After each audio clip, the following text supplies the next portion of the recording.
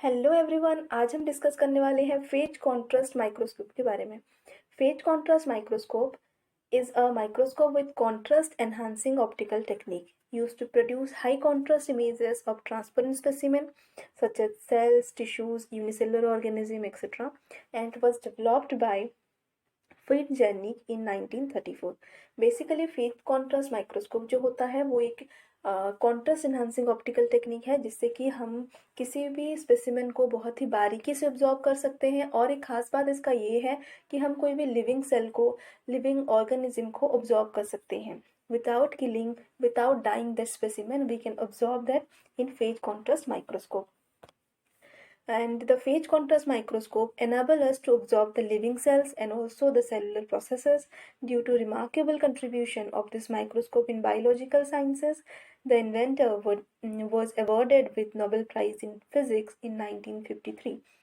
पहले तो ये 1934 में डेवलप किया गया था, लेकिन लेटर ऑन देखा गया कि ये बायोलॉजिकल स्टडीज़ में बहुत ज़्यादा काम आ रहा था, क्योंकि इसमें हम ना कि केवल सेल को देख सकते थे, सेल के अंदर जो सेलुलर डिवीजन होता है, mitosis, meiosis, every processes that occurring inside the cell, we can observe that by using this microscope. इसी वजह से the inventor was awarded with Nobel Prize in 1953. And construction की अगर हम बात करते हैं फेज कॉन्ट्रास्ट माइक्रोस्कोप की, phase contrast microscope differ from the normal microscope in having two additional component, that is one of this annular ring and the another one is this phase plate.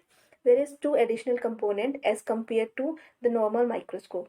An annular ring which helps to create narrow beam of light to illuminate the object, and a phase ring is used to reduce the phase of the incident light rays. Phase ring is made up of two kind of material, that is one is non-retarding material and one of this another one is retarding material such as magnesium chloride and etc. So annular diaphragm का, annular ring का ये काम होता है कि ये जो light जाता है वो हमारे स्पेसिमेन को इल्यूमिनेट करने के लिए हेल्प करता है। एंड फेज प्लेट का यही काम होता है, एज इस नेम सजेस्ट, ये फेज को चेंज करता है एंड जो कॉन्ट्रास्ट है वो प्रोड्यूस करता है, डिफरेंट काइंड ऑफ कॉन्ट्रास्ट जो हम देख सकते हैं। बारीकी से कोई चीज़ को ऑब्जॉर्व करने के लिए कॉन्ट्रास्ट बहुत ज़रूरी होता है। इसी वजह से फेज प्लेट हम यहाँ पे लगा सकते हैं, including these two additional a normal component, normal microscope can be converted to a phase contrast microscope. Principle की अगर बात करते हैं कि ये कैसे काम करता है, what is the physics behind this microscope. Change in phase is induced by the difference in the thickness and refractive index of the different portion of the specimen, and the phase changes are not detectable to human eyes, but we can easily detect the change in brightness or intensity of light. Phase contrast microscope transform the phase two the intensity change. तो यहाँ पे basically क्या होता है, जो phase change होता है वो ह्यूमन आई में हम ऑब्जर्व नहीं कर सकते हैं।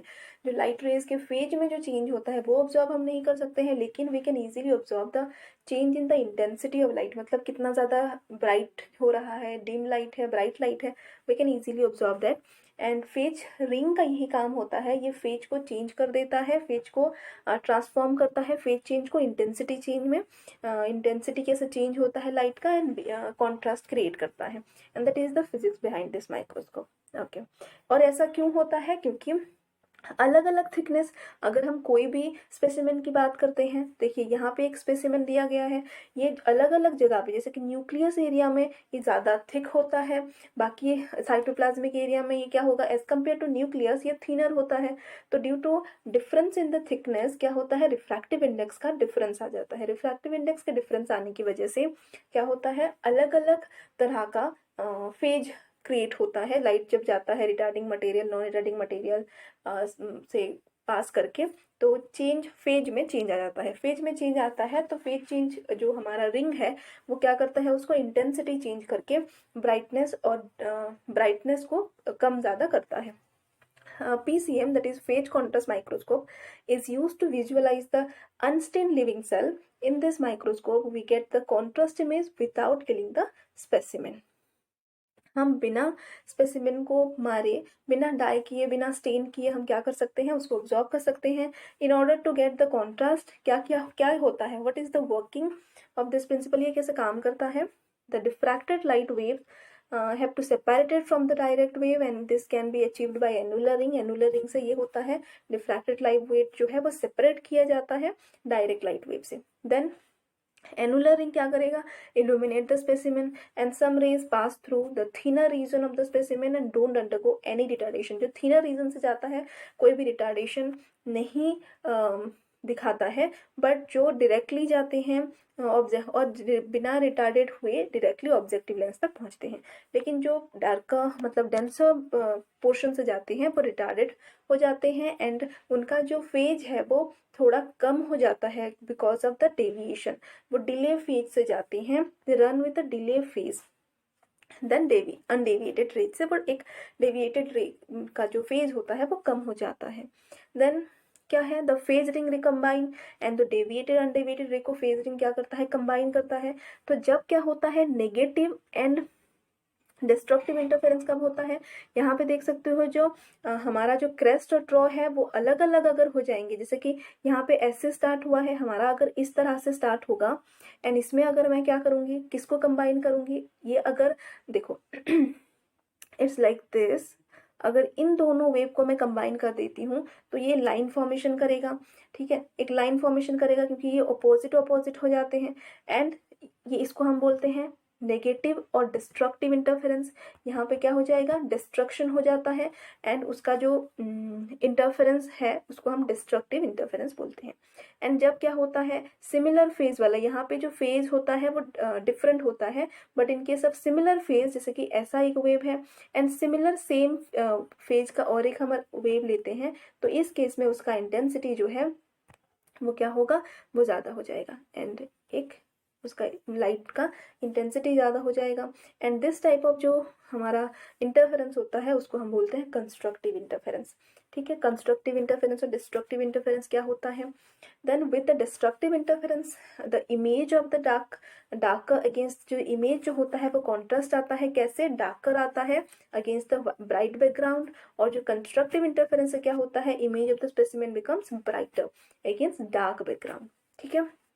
तो यही होता है कि डिस्ट्रक्टिव और कंस्ट्रक्टिव क्रिएट होने के कारण, जैसे कि नॉर्मल माइक्रोस्कोप में देख सकते हो इस तरह से आएगा, but in PCM phase contrast microscope उसका इमेज कुछ इस प्रकार दिखाई देगा। The combination of destructive and constructive interference creates the high contrast in the final image. Okay, then certain kind of advantages and disadvantages are there। advantages are like provide clear image of unstained cells का भी हम clear image देख सकते हैं। optical construction is relatively simple क्योंकि हम दो खाली annular ring और phase ring लगा करके हम इसको PCM बना सकते हैं और affordable price में ये हो जाता है, कम प्राइस में, कम कॉस्ट में ये उपलब्ध भी हो जाता है। एंड इट डिसएडवांटेजेस क्या है, it produces bright halos around the image and only useful for viewing very individual cell और a very thin layer of cell के लिए काम करता है and can not determine the accurate measurement of the cell. ये last वाला मैंने ये बहुत पहले से बनाया हुआ था, इसी वजह से क्या हुआ, ये लास्ट वाला जो है ऐसा नहीं है कि उसका एक्यूरेट मेजरमेंट नहीं होता, अभी उसका बहुत सही तरीके से उसका मेजरमेंट हो पा रहा है। लेकिन ब्राइट हालोज का मतलब क्या है, देखो यहाँ पे उसके सराउंडिंग में किस तरह से ऐसे करके एक ब्राइट हालोज हो जाता है, जिसकी वजह से हम बहुत सारी चीज़ें एक्यूरेट मेजरमेंट उसकी वजह से नहीं हो पाता है, but due to advance technology वो भी पॉसिबल है अभी फेज कॉन्ट्रास्ट माइक्रोस्कोप से। तो this is all about phase contrast microscope. Thank you for watching, keep learning, keep enjoying, thank you.